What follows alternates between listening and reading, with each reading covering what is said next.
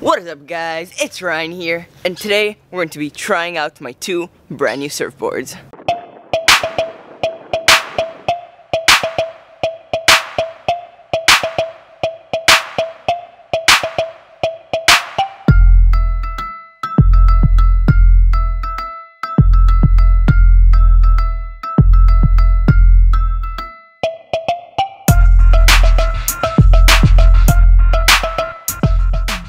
I've had these boards for a few weeks now, but after you put the fiberglass on a board, you need to wait a few weeks until it gets really hard.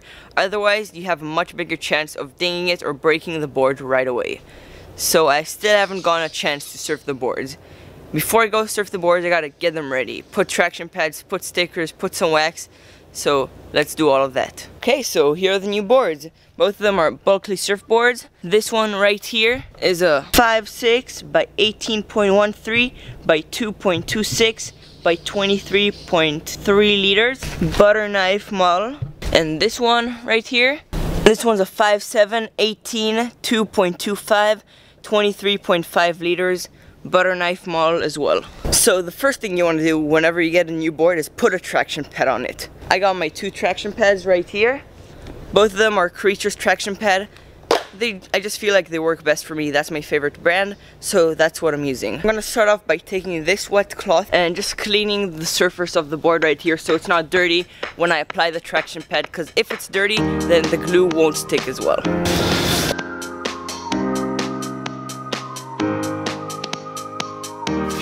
Now that it's nice and clean, just gotta dry it to make sure that it's not wet when we apply the traction pad.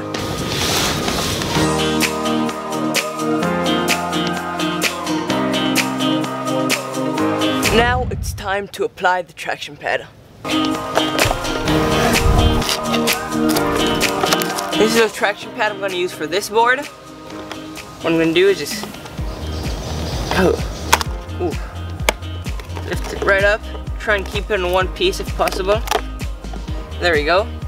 Now we're just gonna find the right placement for it. I like having my traction pads about 1 centimeter away from the leash plug. The farther back the traction pad, basically the more control you have.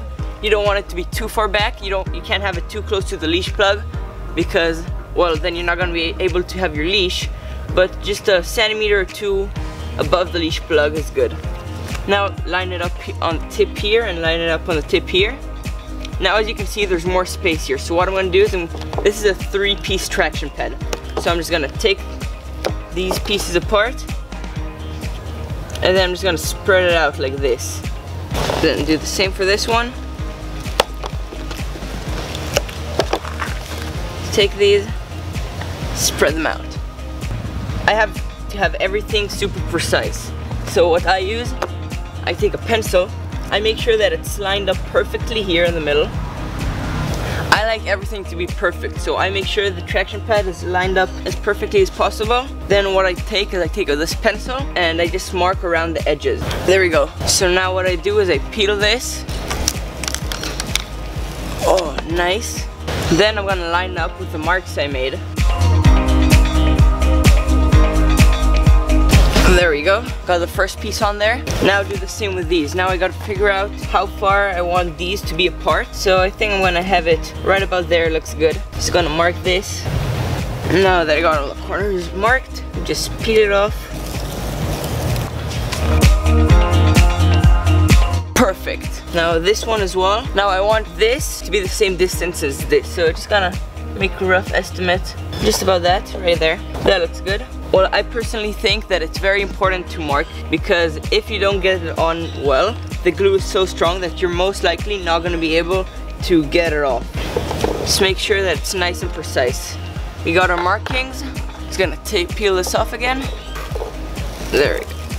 Just line these up nicely. And there we go. We have one board's traction pad ready. Now let's do the other one. Now we're just gonna go through the same steps on the other board.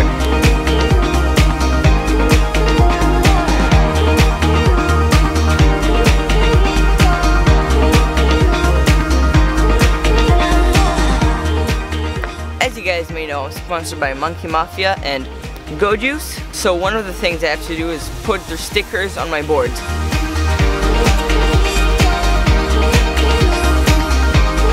One board is done, now gotta do the other one. It looks like it's about to start raining any second now, so let's do this board a little bit quicker. That's it, we're done.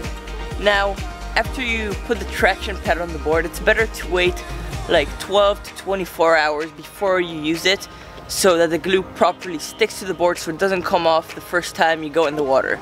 So let's spin to tomorrow when we can go surf. Good morning. It's actually not the next day, it's 2 days from when I filmed the last scene, because yesterday it was raining all day so we couldn't go and film. So today we're doing it. Actually, when I woke up this morning, it was like storming and raining super hard. And I was like, oh no, not again. It's gonna rain all day again. I'm not gonna be able to film again. But now it's clear, the sky looks nice, so we can go surf, which is nice. I'm really excited about trying out these new boards. So before we go, I gotta wax them, put fins, put a leash, and then we can go. Okay, so what I like to do before I start waxing my board is make a little outline, because I like my wax to look as best as possible.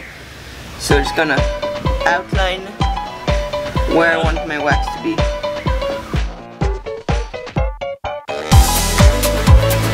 Now that I got a rough outline, I can start waxing the board. Now, those of you who aren't surfers are probably like, why is this guy putting wax on a surfboard? I mean, there's no reason to it. So actually a surfboard, when you take it in the water, the surface gets super slippery and you pretty much can't stand on it. But this wax, it's not like candle wax, it's surf wax and it's sticky. So it helps you not fall from the board. And when you put it on, the surface gets really sticky and then you don't fall on it in the water.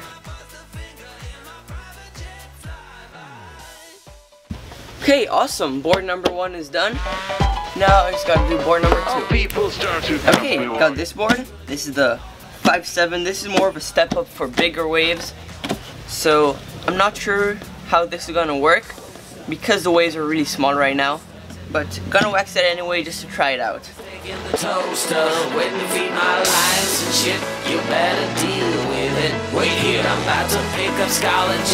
Awesome, that's it. We're pretty much done. I'm gonna put the fins and the leash at the beach so they fit better inside the car. So let's go to the beach.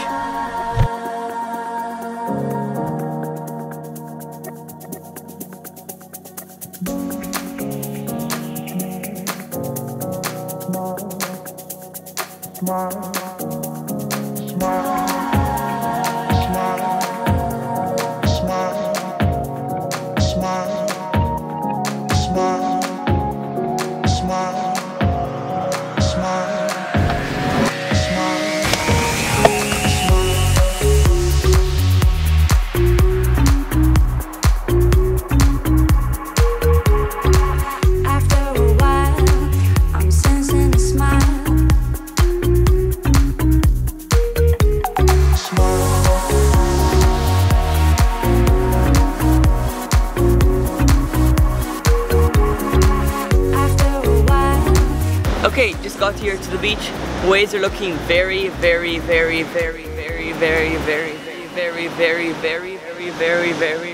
small. But a lot of times in competitions the waves can be smaller, they can be onshore and mushy and bad. So you gotta learn to surf in bad waves too, because you're not always gonna get the best waves ever. I'm super stoked on trying out the boards. I'm happy to try them out. I've been waiting for a while to try them out, so can't wait to get into the water and try them out. Okay, I'm starting out by taking out the smaller board, the 5.6, and then, oh, that's a sick wave. There's some nice ones actually coming in. So I'm starting out by taking the 5.6, the smaller board, gonna surf it for about 45 minutes or so, then I'm gonna come in and switch boards for the 5.7, the bigger boards. If you want to learn a little bit more about these boards or some of my older boards, I made a video about 2 weeks ago. You can go check it out. I'll put the link right here or in the description. And I just talked a little bit about all of my old boards and all the stories with my old boards and about my new boards that I just got as well. Let's paddle out because they were just a set and it looked really nice. Alright guys, gonna do a quick little voiceover for this one. Just analyzing the session with the board, seeing what happened, all of the things. Yeah, so this right here, this is my first wave. Kind of just mistimed that section. And yeah, this wave, the board was a little big for me. It felt a little big compared to my other board. So as you can see, I'm having a little hard time turning it around. I did my rail there. But yeah, it just felt a little big compared to the other board. The second wave or third wave on it, yeah, just kind of, the waves didn't have much power, so it was really hard to stay inside the wave. As you can see there again, just not that much power in the wave. On this one, managed to get a few little turns. This is my best wave so far. Then get this one. As you can see, the waves were very small and very flat, so really not much power to the waves at all. Almost all of the waves, I was just getting blown out the back. As you can see, it's just very, very small.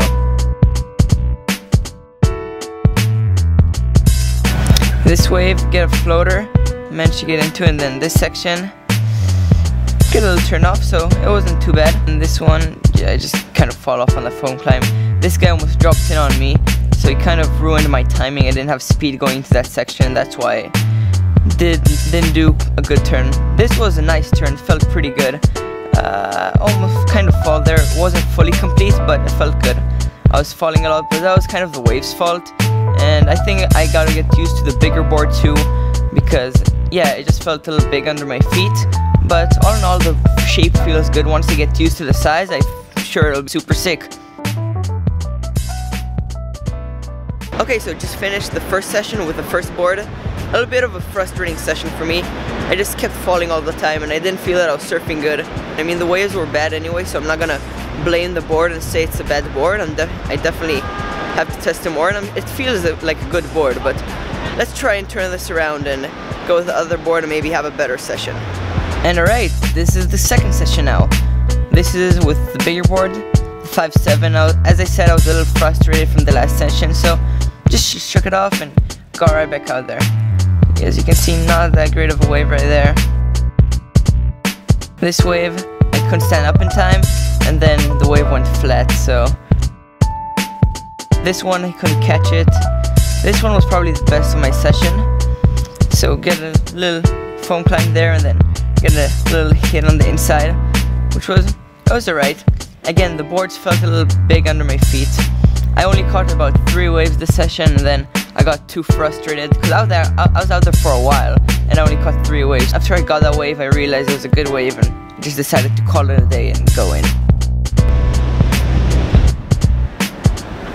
Even more of a frustrating session this time. I think I was already frustrated from the first session. I only caught like 3 waves that session.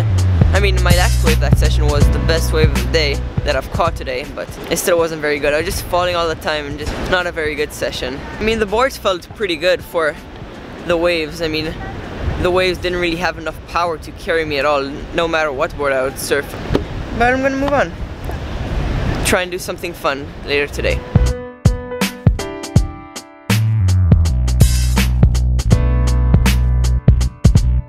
And on the way home, we stopped to get a nice coconut. Already feeling better after this coconut. Wow, this one's exceptionally sweet. And look at the meat too. This one's gonna have some good meat. Okay, so I forgot to ask them to open the coconut, so I'm gonna open it myself.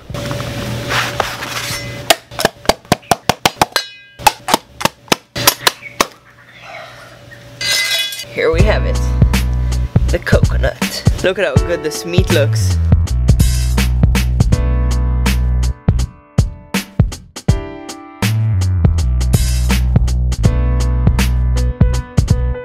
So good. Okay, so right after we got back from the surf session, it started raining, and it's been raining for the past 3 or 4 hours. It just stopped. So I decided to come to go just to get an acai bowl because, well, they're just so good.